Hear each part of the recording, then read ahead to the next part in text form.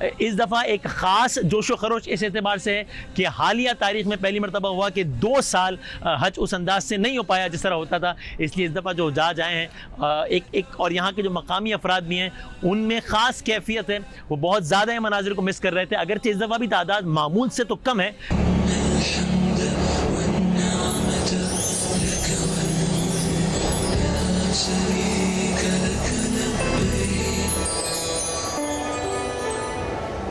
बिस्मिल्लाहिर्रहमानिर्रहीम, अस्सलाम वालेकुम।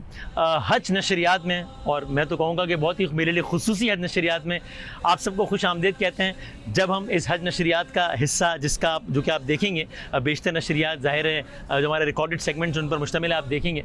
तो जब मैं रिकॉर्ड करवा रहा था तब मैं नहीं जानता था कि मेरा भी शुमार उन खुश नसीबों में होगा, और मैं नहीं जानता था कि हज के अयाम में मैं यहाँ सैयदुल बलद, दुनिया के सबसे ख़ूबसूरत और सबसे मुबारक शहर मदीना मुनव्वरा में आप लोगों को खड़े होकर इस हज नशरियात में खुश आमदीद कह रहा हूँगा।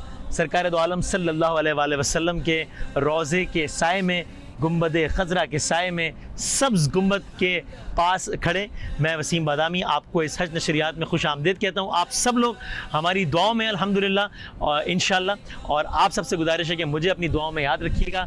आज की इस हज नशरियात में मुख्तलिफ़ उलमा कराम, हमारे नात ख़ां हज़रात सब मौजूद होंगे, और हमारे सफ़र हज का आगाज़ हमने मदीना मुनव्वरा से किया है। यानी ज़ाहिर बाकायदा हज तो ज़ाहिर है कि मक्का मुकर्रमा और मीक़ात से उसका आगाज़ होगा, लेकिन हम पहले मदीना मुनव्वरा आए हैं, और अभी बेशतर हाजी यहाँ से रवाना हो गए हैं मक्का मुकर्रमा के लिए, जहाँ पर वो अपनी हज की मसरूफियात के हवाले से हम भी कुछ घंटों बाद रवाना हो जाएंगे। तो कुछ अफराद इस अंदाज से और कुछ हज के बाद मदीना मुनव्वरा तशरीफ़ लाते हैं। ये सिर्फ सफ़र हज का एक मुख्तसर रीकैप, और उसके बाद ज़ाहिर है जब मक्का मुकर्रमा दाखिल होंगे तो एहराम पहनकर सारे फ़र्जंदान तौहीद दाखिल होंगे, हज की सआदत, उम्रे की सआदत हासिल करेंगे, हज की सआदत हासिल करेंगे, और फिर 8 ज़िलहज से वो सारा सफ़र शुरू होगा जो कि मिना, अरफात, मुज़दलिफ़ा पर मुश्तमिल होगा।